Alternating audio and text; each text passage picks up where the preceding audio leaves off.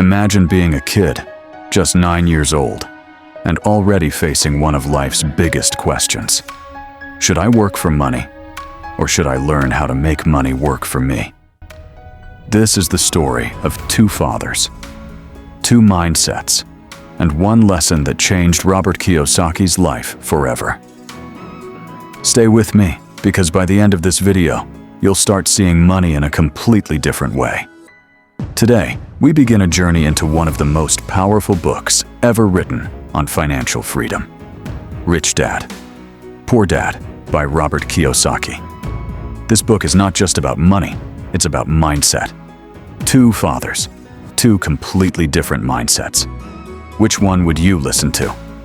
This is the story that changed my life. When Robert Kiyosaki, the author of Rich Dad, Poor Dad, was a child growing up in Hawaii, he found himself in an unusual position. His biological father, the man he calls his poor dad, was a very smart man. He held a PhD, worked for the government, and believed in the traditional path. Go to school, get a degree, find a job, and climb the ladder. But his best friend Mike's father, the man Robert calls his rich dad, thought very differently. He believed in building wealth, not just earning a paycheck.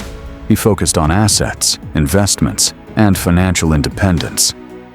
In this first chapter, Robert tells the story of how these two men taught him completely opposite lessons about life, work, and money. Lessons that would shape his entire future. It all started one day when Robert was just 9. He and his friend Mike were talking about how they wanted to make money. Not pocket money, but real money. Why? Because one day in school, a rich kid had teased them for being poor. That day, Robert came home determined to change his future. His poor dad, a man with multiple degrees, told him, "Go to school, Robert. Study hard. That's how you make money." But Robert wasn't convinced. He didn't want to wait until he was 25 to earn his first decent paycheck. He wanted to start now. That's when Mike told him, "My dad is rich. Maybe he can teach us." And so began the adventure. Mike's father was a busy man, not a tie-wearing office worker, but a businessman with several companies. When Robert and Mike asked him, "Can you teach us how to be rich?" Rich Dad didn't give them a lecture. Instead, he smiled and said, "All right, but you'll have to work for me. For free." For free? The boys were shocked, but Rich Dad explained, "If I just tell you how to get rich, you won't understand. You need to feel the reality of work and learn how money works." So, Robert and Mike spent their Saturdays working at one of Rich Dad's small grocery stores, dusting shelves, cleaning floors, stacking cans. They earned nothing but experience. Lesson 1: don't work for money. After a few weeks, Robert was angry. He felt used. He went to Rich Dad and complained, "You're not paying me. This is unfair." Rich Dad looked him straight in the eye and said, "That's exactly how most people feel about their jobs. They work for money, but they never stop to learn how money works. If you want to be rich, you have to learn the game. Don't let emotions control you. Fear and greed keep most people trapped." Robert didn't understand fully yet, but this was the seed of his first lesson. The poor and middle class work for money. The rich make money work for them. Robert began noticing how his two dads thought differently. Poor dad. I can't afford that. Rich dad. How can I afford that? One shuts down the brain. The other challenges it to think. He saw that poor dad saw money as something to earn and spend. Rich dad saw money as a tool, a servant, not a master. This difference in thinking was the real wealth. Robert recalls walking home after another unpaid day of work, feeling tired but strangely excited. For the first time, he realized life didn't have to follow the path everyone else took. He thought, if I can learn this, I'll never have to beg for a job. I'll never have to be scared of losing one. Lessons from Chapter 1. 1. Mindset is everything. What you think about money will determine your financial life. 2. Experience is more valuable than a paycheck in the beginning. Learn before you earn big. 3. Don't work for money. Make money work for you. So, what about you? Are you following the advice of your poor dad, working hard, hoping for security? Or are you listening to your rich dad, building assets, taking risks, and making money work for you? As Robert and his friend Mike continued learning from Rich Dad, something became very clear. This wasn't just about money anymore. It was about seeing the world differently. And that brings us to Chapter 2, a chapter that reveals why financial education matters more than school grades, and why most people remain trapped in the cycle of working for money. Lesson 2. Why teach financial literacy? Robert noticed something strange as he grew older. In school, the teachers told him to get good grades, go to college, and find a secure job.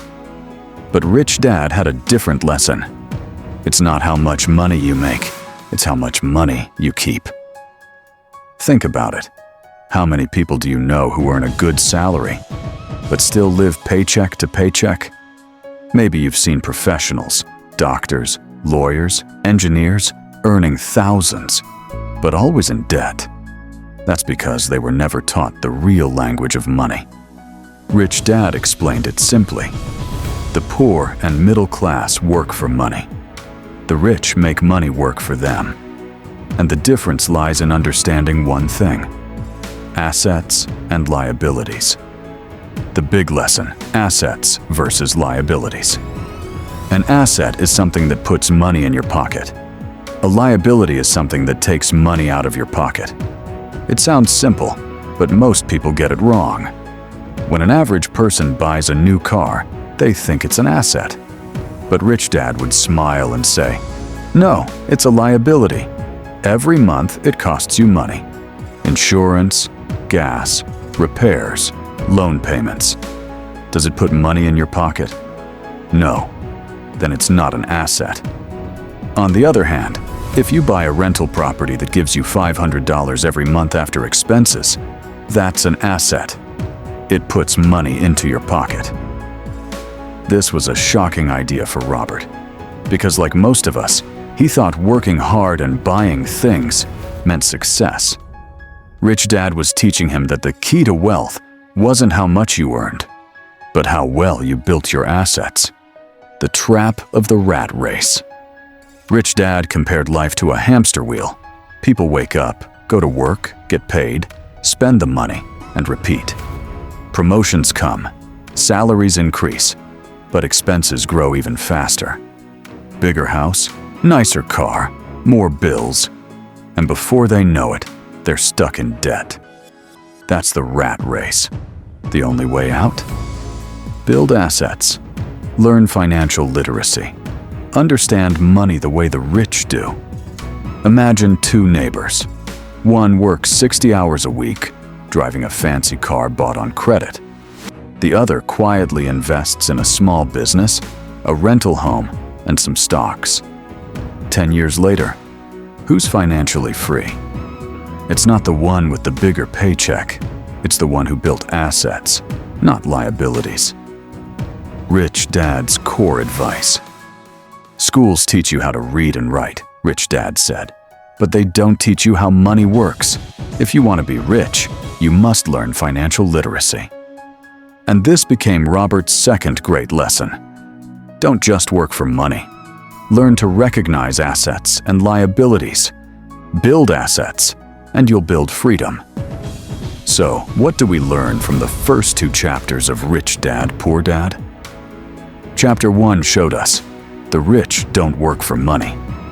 Chapter 2 revealed the rich focus on building assets, while the poor and middle class pile up liabilities. It's not about having two jobs, working overtime, or chasing the highest salary. It's about playing the money game with the right rules. Now the question is, which mindset will you choose? Poor Dad's way: study hard, get a job, and struggle forever?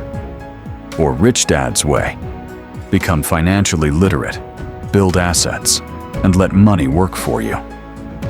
If this message opened your eyes, imagine what the rest of this book can do for you. In the next chapters, we'll dive even deeper into Rich Dad's secrets. So make sure you subscribe, hit the like button, and share this video with someone who needs to hear it. Remember, financial freedom starts with knowledge. The question is, will you take the first step?